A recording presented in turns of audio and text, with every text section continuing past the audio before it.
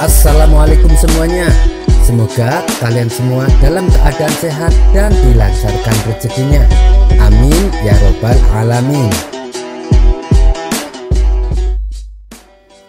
Pernah pada suatu hari Abu Nawas main ke rumah temannya yang berada di luar kota. Dia bernama Hasan. Mereka adalah dua sahabat karib yang sama-sama tak kalah lucunya dan sama-sama cerdik. Sehingga saat Abu Nawas di rumah kawannya itu, ia seringkali dikerjai. "Hai Abu Nawas, kamu suka daging sapi atau daging kambing?" tanya Hasan. Mendengar tawaran Hasan, Abu Nawas mengira akan disuguhi makanan dan disuruh memilihnya. "Terserah kamu sajalah, kambing saya suka, sapi saya juga suka," jawab Abu Nawas. "Tidak bisa begitu dong Abu Nawas, kamu harus memilih salah satunya," ujar Hasan. "Ya udah, saya suka daging sapi," balas Abu Nawas. "Berarti kita sama dong, saya juga suka daging sapi," tutur Hasan. Setelah lama mengobrol, Abu Nawas tak kuasa menahan lapar. Ia pun menagih tawaran temannya. "Hei Hasan, mana makanan daging sapinya? Saya sudah lapar sekali," ucap Abu Nawas. "Loh, tadi itu kan saya cuma tanya, kamu suka daging sapi atau daging kambing? Kalau suka daging sapi, berarti selera kita sama. Lagian uang dari mana saya beli daging sapi? Kamu kan tahu sendiri Abu Nawas, saya ini orang miskin. Kita makan roti kering ini aja ya," balas Hasan. Mereka berdua pun akhirnya tertawa bersama-sama. Dan pada waktu itu, Abu Nawas berulang kali dikerjai oleh Hasan, yang membuat Abu Nawas tak kuasa menahan malu. Singkat cerita, beberapa bulan kemudian, gantian Hasan yang bertandang ke rumah Abu Nawas. Melihat sahabat karibnya datang, Abu Nawas langsung menyambutnya dengan hangat. Hasan dipersilahkan masuk dan dijamu hidangan daging sapi. "Ini baru yang namanya daging sapi, bukan roti kering. Saya harap kamu bisa membedakannya," celetuk Abu Nawas. Mendengar hal itu, Hasan pun langsung tertawa, diikuti oleh tawa Abu Nawas. Setelah acara jamuan makan selesai, terlintas di benak Abu Nawas untuk gantian mengerjai Hasan. "Hasan, mari ikut aku. Akan aku perkenalkan dengan kawan-kawanku," ajak Abu Nawas. "Baiklah, tapi tolong Abu Nawas, pinjamkan jubahmu yang paling bagus, karena pakaianku jelek dan kumal," balas Hasan. Maka Abu Nawas pun meminjamkan jubah yang paling bagus yang ia punya. Setelah itu, mereka berdua pergi dan mengunjungi salah satu teman Abu Nawas. "Perkenalkan, ini temanku, namanya Hasan. Tetapi jubah yang ia kenakan adalah milikku," ucap Abu Nawas kepada kawannya. Merasa terganggu oleh perkataan Abu Nawas, Hasan pun menunggu sampai mereka meninggalkan rumah temannya. "Hei Abu Nawas, mengapa kau mengatakan bahwa jubah yang aku pakai adalah milikmu? Tolong, jangan lakukan itu lagi pada kunjungan berikutnya," pinta Hasan kepada Abu Nawas. Abu Nawas pun mengiyakannya. Mereka lalu meneruskan kunjungan berikutnya ke rumah teman Abu Nawas yang lain. Kali ini Abu Nawas mengatakan, "Perkenalkan, ini temanku, namanya Hasan. Jubah yang ia kenakan adalah miliknya, bukan milikku," ucap Abu Nawas kepada kawannya. Setelah mereka berdua pergi, Hasan kembali menyatakan kejengkelannya. Ia pun berseru, "Mengapa sih engkau masih saja membesar-besarkan persoalan dengan mengatakan bahwa jubah ini adalah milikku dan bukan milikmu? Tolong Abu Nawas, jangan lakukan itu lagi pada kunjungan selanjutnya," gerutu Hasan kepada Abu Nawas. Untuk kedua kalinya, Abu Nawas mengiyakan permintaan Hasan. Ketika mereka berdua sampai di rumah teman Abu Nawas berikutnya, Abu Nawas berkata, "Perkenalkan, ini temanku, namanya Hasan. Dan saya tidak mengatakan apapun, apakah jubah yang ia kenakan adalah miliknya atau milik saya," ucap Abu Nawas kepada kawannya. Mendengar hal itu, spontan Hasan berlari meninggalkan Abu Nawas. Sementara Abu Nawas tertawa terpingkal-pingkal melihat reaksi Hasan yang enek dengan tingkah Abu Nawas ini. Kisah selanjutnya. Suatu hari, ketika Abu Nawas pulang ke rumah, ia mendapati istrinya sedang mengenakan baju dan perhiasan terbaiknya. Melihat hal itu, timbul perasaan curiga pada diri Abu Nawas. "Mau kemana kamu?" tanya Abu Nawas. "Apakah engkau lupa? Hari ini ada pesta pernikahan kawanku. Bukankah tempo hari aku sudah memberitahumu?" balas istrinya. "Oh iya, aku ingat sekarang. Pergilah, tapi ingat jangan pulang larut malam," kata Abu Nawas berpesan. Sang istri pun lalu pergi menuju pesta pernikahan kawannya. Saking asiknya di suasana pesta, tidak terasa waktu sudah larut malam, sehingga istri Abu Nawas pulang terlambat. Benar saja, ketika dia pulang ke rumah, dia pun mendapati pintu rumahnya tertutup. Lalu dia memanggil Abu Nawas beberapa kali agar membukakan pintunya. Sementara Abu Nawas tidak menjawab dan tidak pula bersuara. Istri Abu Nawas berkata dalam hatinya, "Apakah begini cara kau menghukumku, Abu Nawas?" Ia kemudian memikirkan suatu rencana dan tipu daya agar Abu Nawas membukakan pintunya.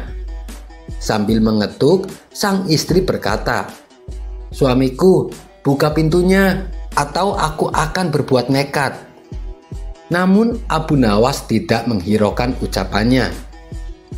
"Kalau kau masih tidak membukakan pintu, aku akan menjatuhkan diri dari atas tangga, dan aku akan mengaku jika engkaulah yang mendorongku," ancam istrinya berteriak. Abu Nawas tetap saja tidak menghiraukan ucapannya. Selang beberapa saat, Abu Nawas mendengar suara terjatuh. Gubrak! Dia mengira istrinya benar-benar menjatuhkan diri dari atas lantai. Abu Nawas pun segera membuka pintu dan berjalan menuruni tangga. Dan ketika sampai di bawah, dia hanya menjumpai sebuah batu besar. "Dia mencoba mengelabuiku," pikir Abu Nawas. Ia pun segera naik kembali. Tapi ketika akan memasuki rumah, pintunya sudah dalam keadaan tertutup. Ternyata saat Abu Nawas turun, istrinya dengan sigap masuk ke dalam rumah dan mengunci pintunya. "Buka pintunya, aku tahu kau di dalam," teriak Abu Nawas. Namun tak ada jawaban dari dalam rumah. Abu Nawas pun terus mengetuk pintu beberapa kali dan kembali berteriak, "Istriku, jika kau tidak membukakan pintu, aku akan bunuh diri," kata Abu Nawas mengancam. Tiba-tiba dari dalam rumah sang istri berteriak, "Hai orang-orang, lihatlah, suamiku selalu pulang larut malam. Tiap malam kerjaannya cuma begadang." Mendengar teriakan tersebut, Abu Nawas menjadi panik. "Istriku, apa yang kau lakukan? Dasar kau gila. Kamu membangunkan orang-orang dari tidur hanya untuk membalas dendam. Allah mengetahui bahwa aku tidak bersalah. Buka pintunya sekarang," kata Abu Nawas kesal. Sang istri malah berteriak semakin keras, "Tolong, tolong, suamiku akan merobohkan pintu. Dia juga akan memukulku. Tolong, selamatkan aku." Mendengar ada kegaduhan, para tetangga langsung keluar mendatangi rumah Abu Nawas. Mereka melihat Abu Nawas sedang berdiri di depan pintu rumahnya yang tertutup. Melihat kehadiran mereka tentu saja membuat Abu Nawas menjadi malu. Kamu ini kenapa sih Abu Nawas? Sudah pulang larut malam, malah mau memukul istrimu. Kamu sekarang sudah berubah Abu Nawas, kata para tetangganya. Iya, saya minta maaf telah mengganggu waktu istirahat kalian, balas Abu Nawas. Abu Nawas pun terpaksa tidur di luar rumah. Niatnya mau memberi hukuman kepada sang istri karena pulang larut malam, malah dia yang kena. Kisah selanjutnya.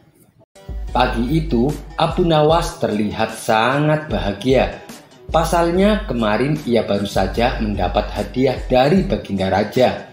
Ia pun berencana mentraktir kawan-kawannya di warung tempat ia biasa nongkrong bersama mereka. Dengan wajah ceria, ia pergi menuju warung tersebut. Setibanya di sana, Abu Nawas tidak mendapati satupun kawannya di tempat itu. "Kemana orang-orang? Kenapa sepi sekali?" tanya Abu Nawas kepada pemilik warung. "Mereka semua lagi pada pergi ke lapangan Abu Nawas.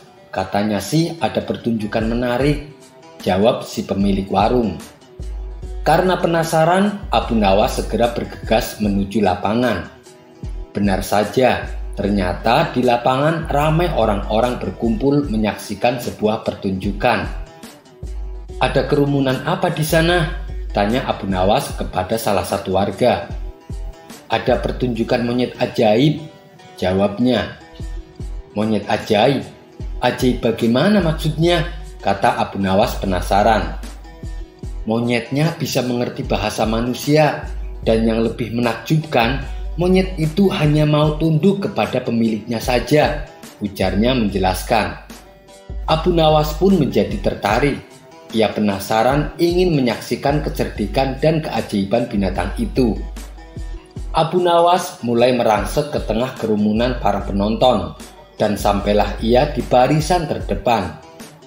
Karena begitu banyak penonton yang menyaksikan pertunjukan itu, sang pemilik monyet dengan bangga menawarkan hadiah yang cukup besar bagi siapa saja yang sanggup membuat monyet itu mengangguk. Tidak heran bila banyak di antara para penonton mencoba maju satu persatu. Mereka berupaya dengan beragam cara untuk membuat monyet itu mengangguk. Tetapi usaha mereka sia-sia. Monyet itu tetap menggelengkan kepalanya. Melihat kegigihan monyet itu, Abu Nawas semakin penasaran. "Bukankah katanya monyet tersebut bisa mengerti bahasa manusia? Aku tahu caranya," pikir Abu Nawas. "Ayo, siapa lagi yang mau mencobanya?" teriak si pemilik monyet. Dengan percaya diri, Abu Nawas langsung maju ke depan. Setelah berhadapan dengan monyet, Abu Nawas bertanya, "Tahukah engkau siapa aku?" Monyet itu menggeleng. "Apakah engkau tidak takut kepadaku?" tanya Abu Nawas kembali. Monyet itu tetap menggeleng. "Apakah engkau takut kepada tuanmu?" tanya Abu Nawas memancing. Mendengar pertanyaan tersebut, monyet itu menjadi dilema. Kalau ia menggelengkan kepala, nanti ia dituduh berani kepada tuannya. Kalaupun ia mengangguk, ia berarti melanggar perintah tuannya. Akhirnya si monyet hanya terdiam.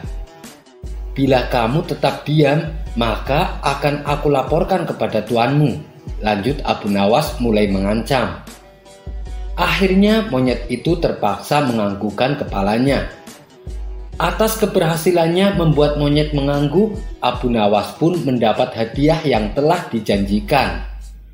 Bukan main marahnya pemilik monyet itu, hingga ia memukuli binatang yang malang tersebut. Hari berikutnya, ia ingin menebus kekalahannya. Kali ini ia melatih monyetnya untuk mengangguk. Bahkan ia mengancam akan menghukum berat monyetnya bila sampai terpancing penonton untuk menggelengkan kepalanya, terutama oleh Abu Nawas. Tak peduli apapun pertanyaan yang diajukan penonton, si monyet diperintah harus selalu mengangguk. Kalau sampai melanggar lagi, ia diancam akan mendapatkan hukuman yang lebih keras. Hari yang ditentukan akhirnya tiba. si pemilik monyet mulai mempertontonkan kelucuan dan kepintaran monyet miliknya. Para warga yang menyaksikan sangat terhibur dengan aksi pertunjukan tersebut, termasuk Abu Nawas sendiri. Setelah beberapa pertunjukan selesai, kini tibalah sayembara untuk kedua kalinya. Siapa saja yang bisa membuat monyet ini menggelengkan kepalanya, maka akan saya beri hadiah lebih banyak dari kemarin, teriak si pemilik monyet. Hampir semua orang yang ada di situ mencoba menerima tantangan tersebut. Tapi tidak ada satupun yang berhasil. Mereka semua kewalahan. Setelah tidak ada lagi yang mencobanya, Abu Nawas akhirnya maju ke depan. Ia menghampiri monyet dan mengulang pertanyaan yang sama. "Tahukah engkau siapa aku?" Monyet itu mengangguk. "Apakah kamu tidak takut kepadaku?" tanya Abu Nawas. Monyet itu tetap mengangguk. "Apakah engkau tidak takut kepada tuanmu?" Monyet tersebut tetap mengangguk. Karena ia tahu itu hanya jebakan saja. Ia tak mau lagi tertipu untuk kedua kalinya. Akhirnya Abu Nawas mengeluarkan bungkusan kecil berisi balsem. "Tahukah kamu apa guna balsem ini?" Monyet itu tetap mengangguk. "Baiklah, bolehkah kugosok selangkanganmu dengan balsem?" tanya Abu Nawas. Monyet itu tetap mengangguk. Lalu Abu Nawas menggosok selangkangan binatang itu. Tentu saja monyet tersebut merasa agak kepanasan dan mulai panik. Kemudian Abu Nawas menunjukkan balsem yang lebih besar. "Apakah kau tidak keberatan kalau balsem yang besar ini aku oleskan sampai habis di selangkanganmu?" Mendengar itu tentu saja monyet itu mulai ketakutan. Dan rupanya ia lupa akan ancaman tuannya, sehingga ia terpaksa menggelengkan kepala sambil mundur beberapa langkah. Akibat kecerdikan Abu Nawas, ia pun kembali memenangkan sayembara. Dengan menahan rasa malu dan jengkel, si pemilik monyet menyerahkan hadiahnya. Kisah selanjutnya. Kala itu, negeri Baghdad sedang dilanda musim dingin. Apalagi bila malam tiba, angin berhembus begitu kencang, sehingga hawa dingin terasa menusuk tulang. Akibatnya, suasana pada malam hari jalanan menjadi sepi tanpa ada aktivitas sama sekali. Sementara Baginda Raja yang sedang duduk di singgasananya berkata kepada Panglima prajurit, "Dalam situasi seperti ini, kamu harus tetap waspada, jangan sampai lengah. Sebab kondisi jalanan kota Baghdad sedang sepi, bisa dimanfaatkan oleh pencuri untuk melancarkan aksi jahatnya, terutama pada malam hari." Sang Panglima menjawab, "Siap Paduka Yang Mulia. Saat malam tiba, di setiap sudut-sudut jalan, saya sudah tugaskan beberapa prajurit untuk berjaga. Jadi masyarakat tak perlu khawatir, rumahnya akan aman dari aksi perampokan." Mendengar itu, Baginda Raja pun merasa lega. "Bagus, keamanan rakyatku harus diutamakan," tutur Baginda Raja. "Siap Paduka Yang Mulia, tapi saya ingin mengajukan permintaan. Ini menyangkut prajurit-prajurit yang berjaga pada malam hari. Mereka semua kedinginan saat bertugas. Saya ingin mereka diberikan baju mantel yang tebal, supaya mereka bisa fokus dalam tugasnya," pinta sang Panglima. "Baiklah, kamu minta saja sama bendahara kerajaan supaya membelikan baju mantel buat mereka," balas Baginda Raja. Berbicara soal dinginnya saat malam hari, terbesit ide konyol pada diri Baginda Raja untuk menantang Abu Nawas. "Wahai pengawal, suruh Abu Nawas menghadapku sekarang," titah Baginda Raja. Beberapa pengawal istana segera berangkat menuju rumah Abu Nawas. Singkat cerita, datanglah Abu Nawas menghadap Baginda Raja. "Ampun Paduka Yang Mulia, ada gerangan apa Paduka memanggil hamba?" tanya Abu Nawas. "Aku ada tantangan untukmu.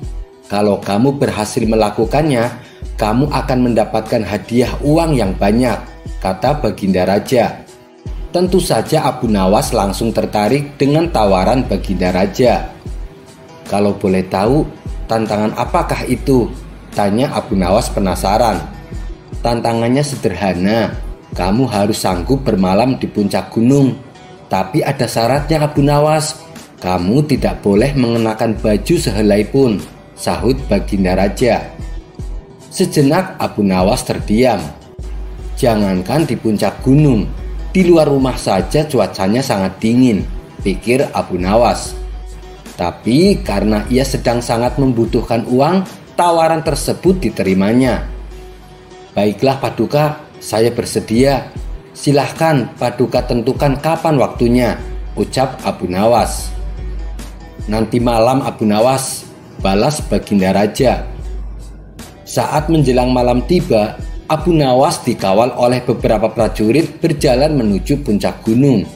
Para prajurit ini bertugas melucuti semua pakaian Abu Nawas dan mengawasinya agar jangan sampai Abu Nawas menyalakan api untuk menghangatkan tubuhnya.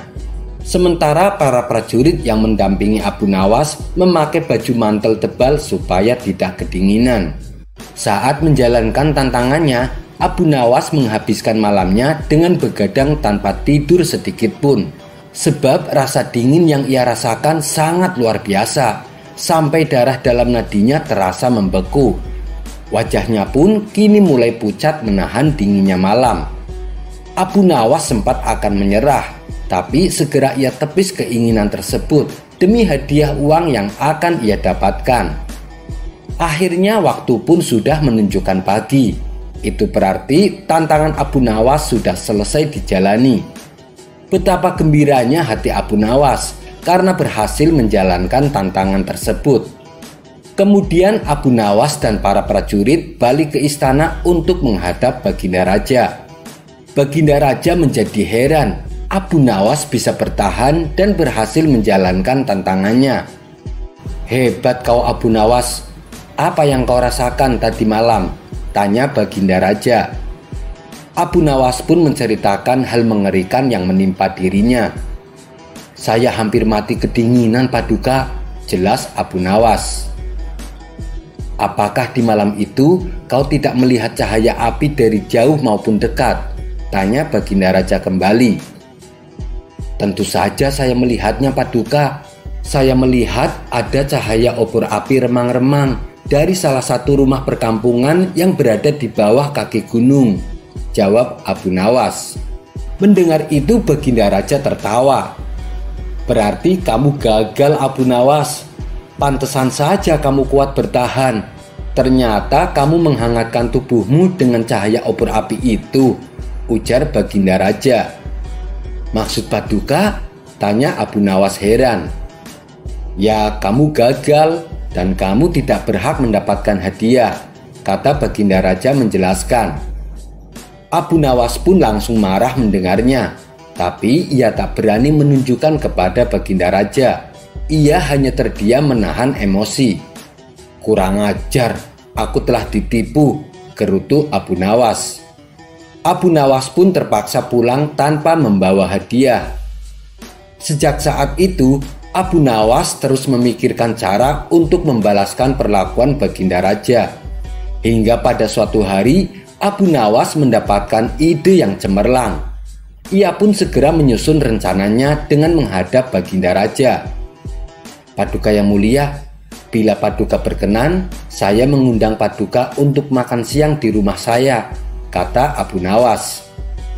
Benarkah itu? Masakan apa yang akan kau hidangkan? Tanya Baginda Raja. Sop bebek buatan saya Paduka, balas Abu Nawas. Seketika Baginda Raja langsung mengiyakan. Mengingat Abu Nawas terkenal jago masak, apalagi bila masakan sop bebek, lezatnya bukan main.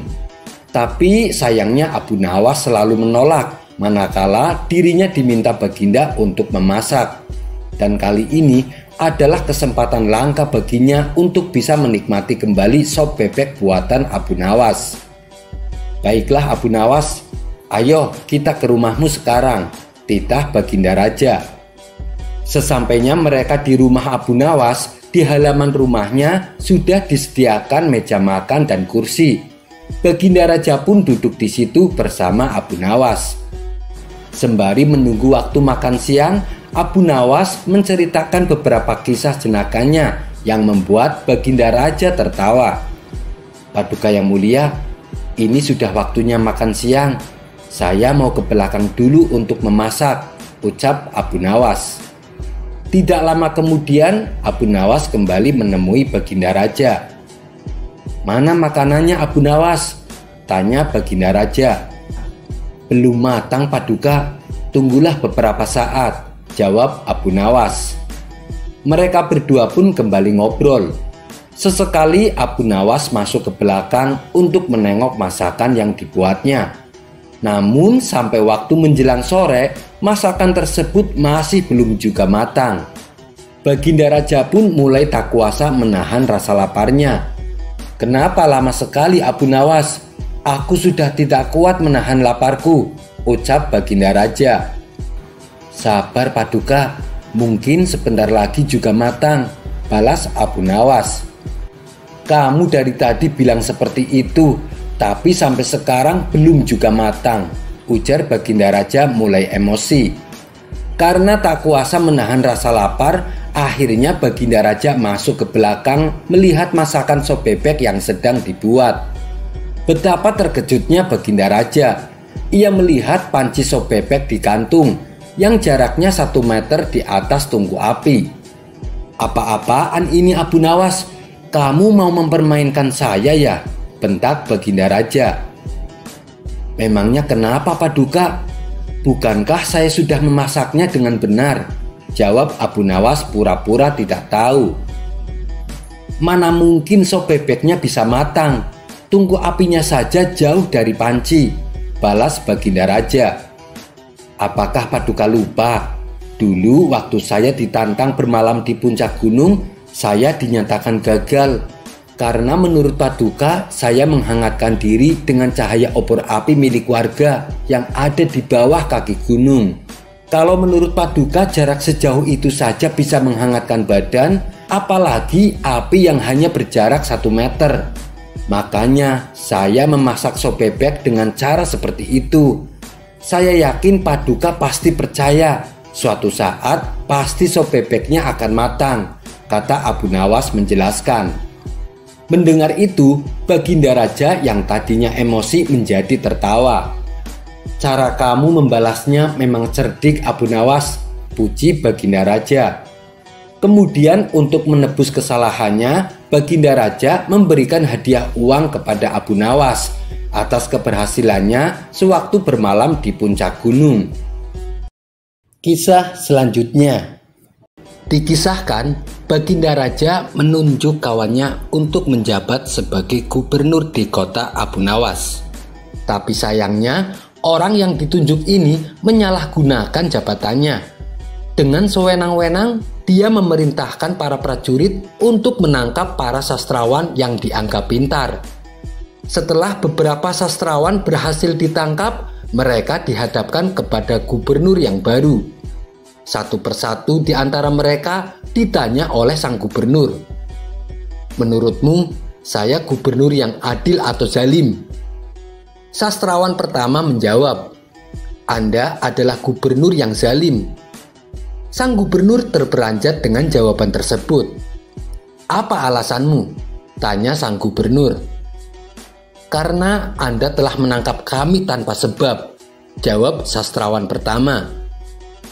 "Prajurit, masukkan dia ke dalam penjara. Besok dia harus dihukum mati," titah sang gubernur. Sastrawan berikutnya dipanggil dan diberi pertanyaan. "Menurutmu, saya gubernur yang adil atau zalim?" tanya sang gubernur. "Tuanku adalah gubernur yang adil," jawab sastrawan kedua. "Apa alasanmu?" tanya sang gubernur kembali. "Karena tuanku sangat memperhatikan rakyatnya," jawab sastrawan tersebut. "Kamu pembohong. Prajurit, masukkan dia ke dalam penjara. Besok dia harus dihukum mati," titah sang gubernur. Begitulah seterusnya. Apabila dijawab adil ataupun zalim, sang gubernur tetap memberikan hukuman mati. Kemudian beberapa sastrawan yang belum tertangkap mendatangi rumah Abu Nawas. "Tolonglah kami Abu Nawas, beberapa kawan kita dijatuhi hukuman mati," kata mereka penuh khawatir. Abu Nawas terkejut mendengarnya. "Kenapa gubernur melakukan hal itu? Bagaimana ceritanya?" tanya Abu Nawas heran. "Kami sendiri tidak tahu Abu Nawas. Tanpa sebab gubernur yang baru menangkapi para sastrawan di kota kita. Lalu mereka ditanya satu persatu, apakah dia gubernur yang adil atau zalim. Bila jawabannya zalim, akan dihukum mati. Bila jawabannya adil, juga tetap akan dihukum mati," kata mereka menjelaskan. "Pasti gubernur sakit. Dia sudah tidak waras," ucap Abu Nawas. "Itulah kenapa kita kesini Abu Nawas. Kita mendatangimu agar kau menyelamatkan kawan-kawan kita. Sebab rencananya besok kawan-kawan kita akan dihukum mati," tutur mereka. "Baiklah, aku akan ke istana gubernur sekarang juga. Kalian pulanglah," ucap Abu Nawas. Maka berangkatlah Abu Nawas ke istana. Sesampainya di sana, Abu Nawas langsung menghadap sang gubernur. Melihat kehadiran Abu Nawas, sang gubernur langsung emosi. "Ngapain kau datang ke istanaku?" tanya sang gubernur. "Saya mendengar kabar Anda menyuruh beberapa prajurit untuk menangkapi para sastrawan pintar di kota ini. Tapi kenapa aku tidak ditangkap? Saya sangat tersinggung," jawab Abu Nawas. "Oh, jadi kamu menganggap dirimu bagian dari mereka?" tanya sang gubernur. "Tentu saja, masyarakat di kota ini tahu siapa aku. Aku adalah sastrawan terpandai di kota ini," balas Abu Nawas. "Baiklah, Algojo, tangkap Abu Nawas dan penggal lehernya," perintah sang gubernur. "Tunggu dulu, sebelum leherku dipenggal, perintahkan algojomu agar jangan sampai merusak rambutku, sebab aku baru saja keluar dari tukang cukur," timpal Abu Nawas. Mendengar itu, sang gubernur langsung tertawa. "Itulah jiwa kesatria yang aku kagumi darimu. Aku mengampunimu Abu Nawas," kata sang gubernur. "Bolehkah aku meminta satu permintaan?" tanya Abu Nawas. "Apa permintaanmu? Katakan saja," jawab sang gubernur. "Saya juga minta pengampunan untuk kawan-kawanku," pinta Abu Nawas. Sejenak sang gubernur terdiam. Lalu ia berkata kepada Abu Nawas, "Aku akan mengabulkan permintaanmu, tapi ada syaratnya. Kamu harus bisa menjawab 3 pertanyaanku," ujar sang gubernur. "Baik Tuan, saya siap menjawabnya," sahut Abu Nawas. "Menurutmu, aku gubernur yang adil atau zalim?" tanya sang gubernur. "Tuan, bukan gubernur yang adil, bukan pula gubernur yang zalim. Orang-orang yang zalim itu adalah kita. Sedangkan Tuan adalah pedang keadilan yang membalas kezaliman," jawab Abu Nawas. "Luar biasa. Jawabanmu sungguh menakjubkan Abu Nawas. Sekarang pertanyaan kedua. Mana yang lebih bermanfaat, matahari atau bulan?" tanya sang gubernur. "Matahari terbit di siang hari bersamaan dengan terangnya dunia. Maka menurutku matahari kurang bermanfaat. Sementara bulan terbit di waktu malam yang menerangi dunia dan menjadikannya seperti siang. Maka menurutku manfaat bulan lebih besar." Sang gubernur pun tertawa dengan jawaban Abu Nawas. Meskipun nyeleneh tapi masuk akal. "Baiklah Abu Nawas, sekarang pertanyaan yang terakhir. Menurutmu warna angin itu apa?" tanya sang gubernur. "Warna angin itu merah Tuan," jawab Abu Nawas enteng. "Apa alasanmu?" tanya sang gubernur kembali. Kalau kita masuk angin, lalu badan kita dikerok, pasti akan muncul warna merah pada tubuh kita. Itu menunjukkan kalau anginnya sedang keluar. Berarti warna angin adalah merah, jawab Abu Nawas. Untuk kedua kalinya, sang gubernur dibuatnya tertawa terpingkal-pingkal. Kamu memang cerdik, Abu Nawas. Kamu mendapatkan apa yang kau inginkan. Ternyata apa yang dikatakan Baginda Raja tentangmu memang benar, Abu Nawas, tutur sang gubernur. Abu Nawas spontan kaget mendengar nama Baginda Raja disebut. Maksudnya Tuan bagaimana? Tanya Abu Nawas penasaran. Sebelum aku ditugaskan kemari, Baginda Raja memberitahu saya kalau di kota ini banyak sastrawan pintar. Dan di antara sastrawan yang paling cerdik adalah kamu. Saya berniat memanggil mereka untuk saya kasih hadiah. Tapi sebelumnya saya ingin mengerjai mereka dulu. Ternyata kamu malah datang untuk membantu mereka. Dan ini adalah suatu kesempatan bagi saya untuk menguji kecerdasanmu, kata sang gubernur menjelaskan. Jadi hukuman mati yang Tuan berikan hanya pura-pura? Tanya Abu Nawas kaget. Benar Abu Nawas, saya hanya ingin mengerjai mereka sebelum aku memberikan hadiah kepada mereka, jawab sang gubernur. Abu Nawas pun terdiam sejenak. Kurang ajar, ternyata aku masuk ke dalam perangkapnya. Tunggu saja pembalasanku nanti, ucap Abu Nawas dalam hati. Sekian dulu perjumpaan kita kali ini. Sampai bertemu lagi di kisah selanjutnya. Terima kasih yang sudah subscribe dan setia menonton channel ini. Wassalamualaikum warahmatullahi wabarakatuh.